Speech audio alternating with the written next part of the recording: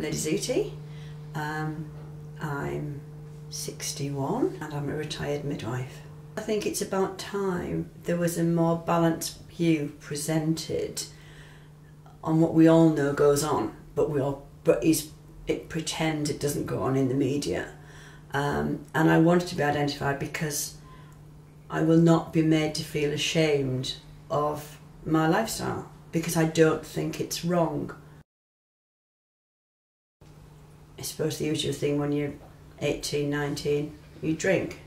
I didn't know anybody who did drugs at that time, and for quite a long time. I've never been a great drinker because it makes me quite ill on ridiculously small amounts, so it's really not worth it. But when I first came across drug use, I was actually quite offended by it. I went to a party and I really thought it was my duty to go and report them all to the police, which I didn't do. I'd grown up believing that any form of drug use was bad and it's illegal. And I hadn't learnt then yet to question the validity of simply using the term illegal. You know, just because it's illegal doesn't mean to say it's morally wrong. And to learn to use the choice of moral versus legality. I was married in 66 and had 4 children by 74. And, you know, that's how you got through your days when the kids didn't sleep and your husband didn't help and things were difficult.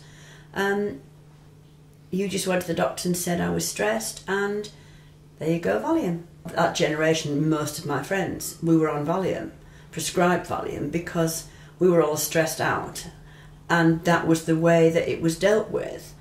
So we would have Valium and occasionally a bit of vodka with it, and you believe that that's completely safe because it's been prescribed by a doctor, when in actual fact it's not that safe at all.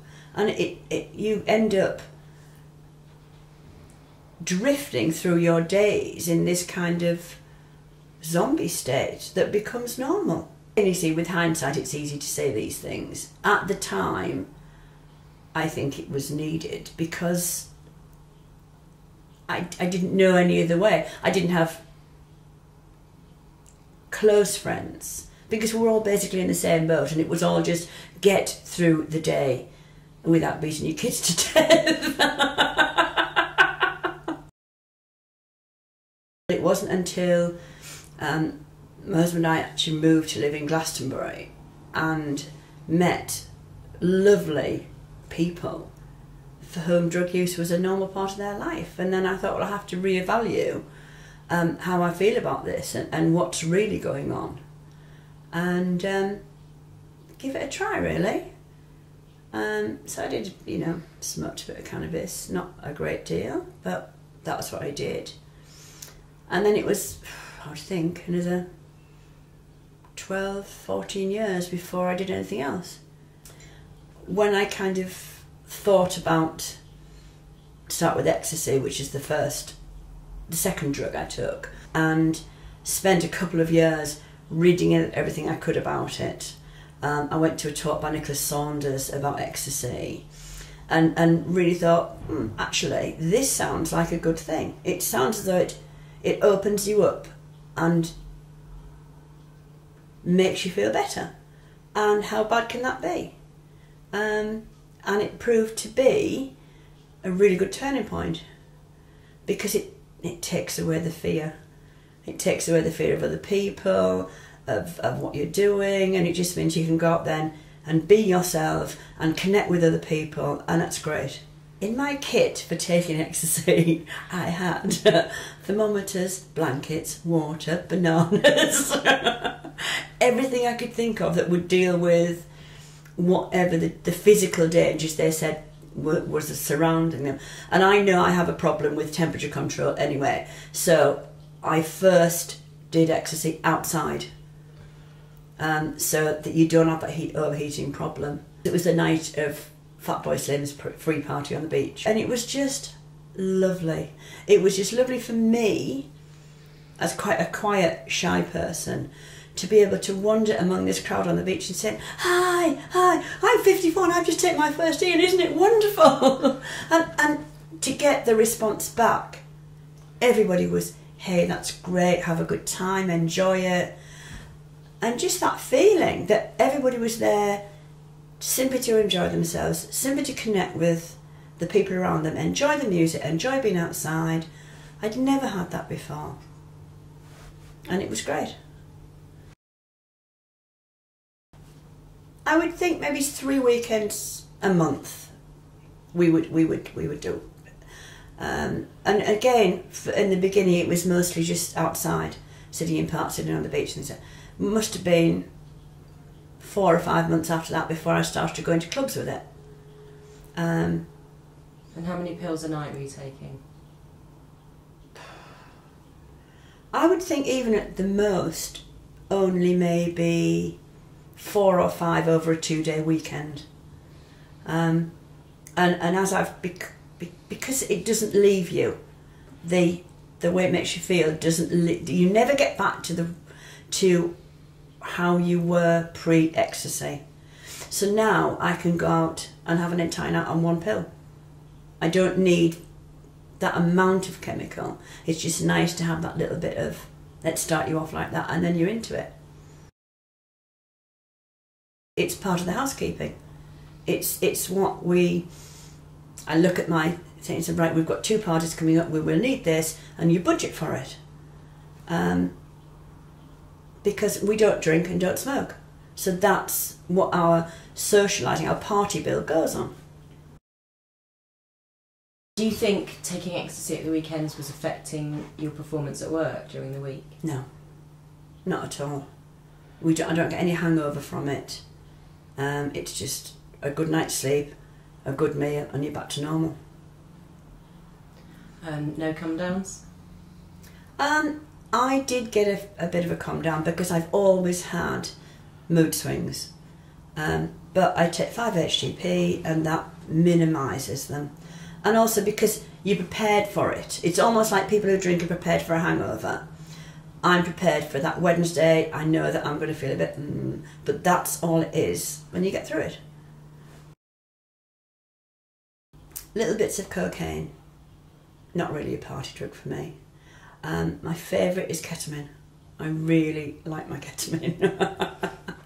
I've had things like 2CI, 2CB, mushrooms, 1 or 2 tries with acid. Trying to think if there's anything else. I think that's about it. The thing that I like about ketamine, it's very difficult to put into words.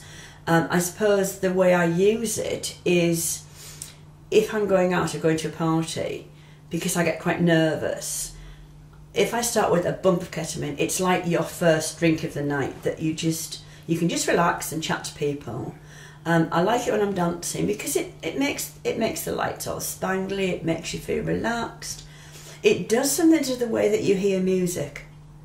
And it separates the layers of the music out, so you can hear, especially with electronic music, every layer coming in, and it's just really interesting like that. And then as you progress during the night, you just get fuzzier and fuzzier. I just like that fuzzy, kind of silly, kind of out of your mind kind of thing feel at a decent level. But you can still function. You can still walk about, you can still talk to people, you can still do what you need to do.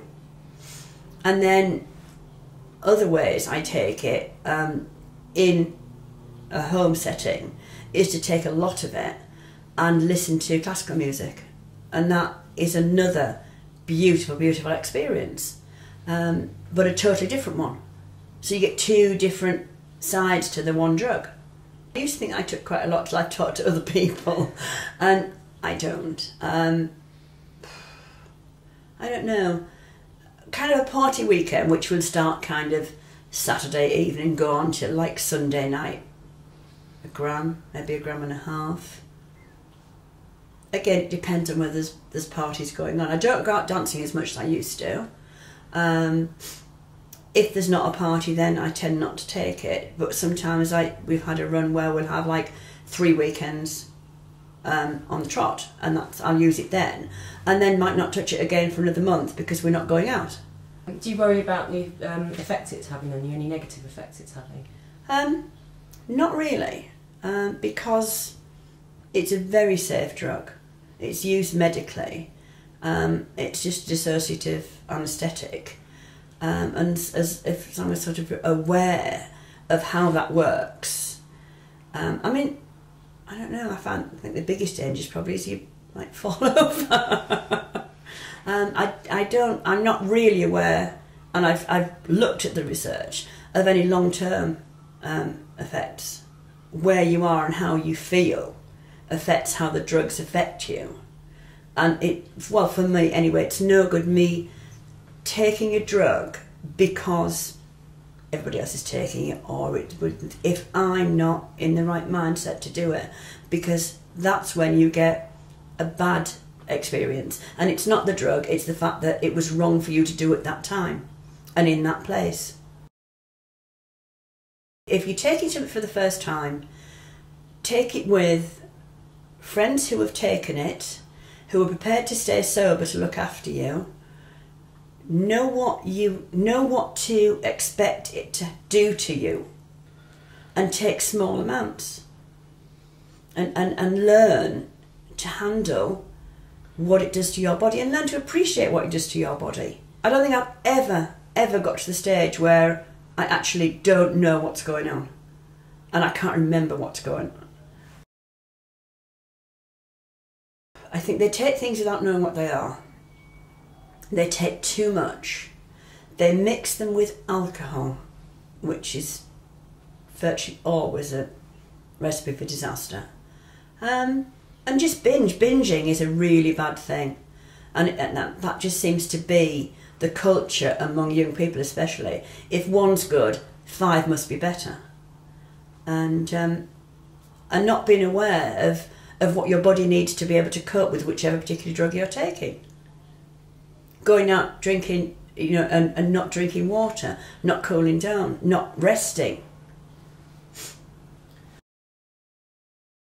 When I've talked to my children who are all grown up, because I can only talk about my experience with drugs and the benefits that I've seen from them, and reiterated that thing: don't buy from sources you don't know. Don't try things without finding out what they are. There's plenty of information on the internet. You can look up any drug, and there are good sites which will tell you what to expect, what side effects to expect. You should do all that before you take anything.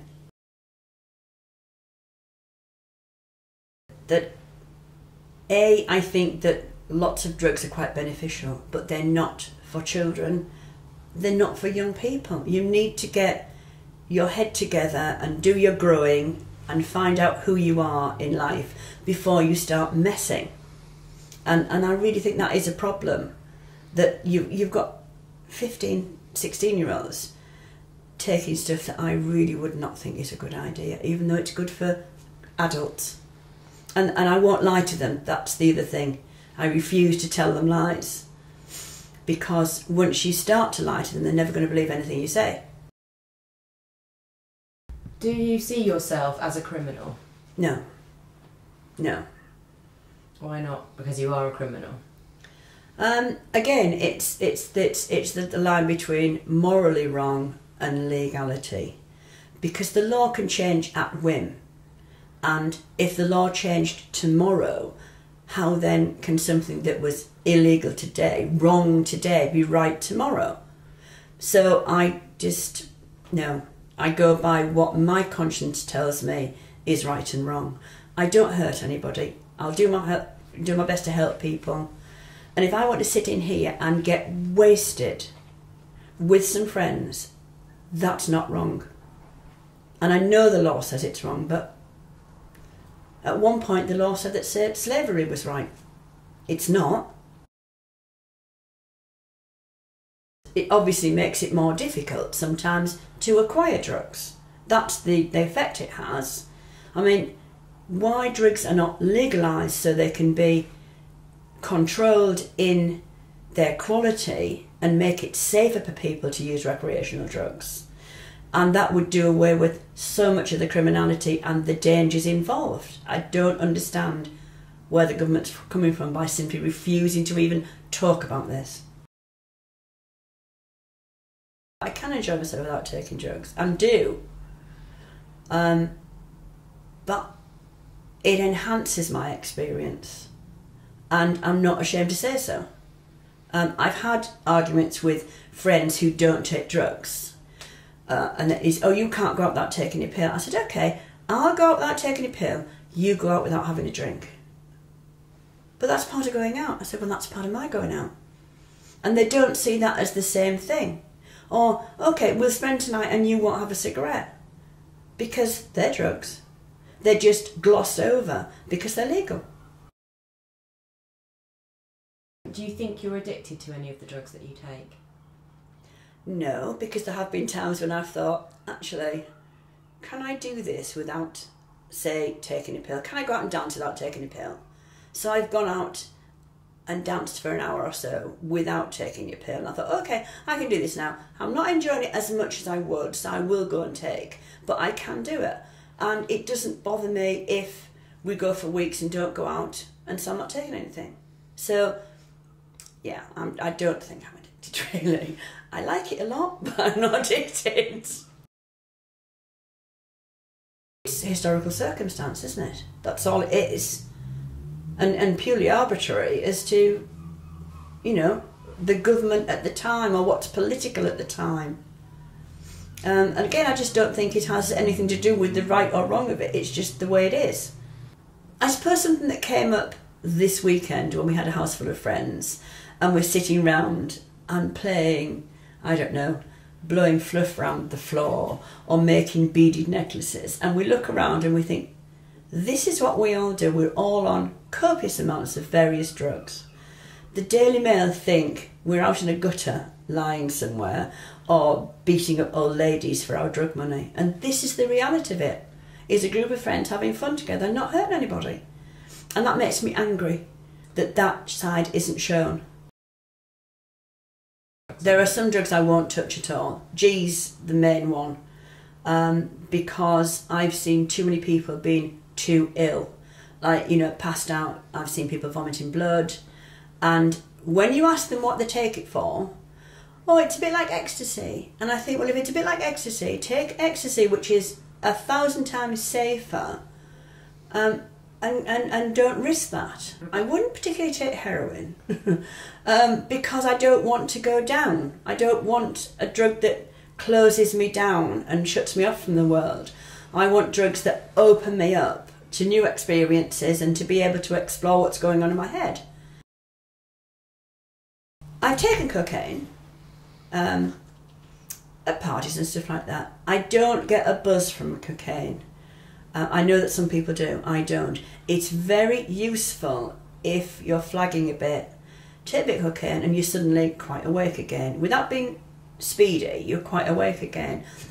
And so I tend to use it more as a workhorse thing if I've got a job to do, because I do a lot of costume making and stuff, and suddenly realise I've got 2 days to do it in. A little bit of cocaine gives me an extra 4 hours working time, and that's what I use it for, but it is very seldom, really.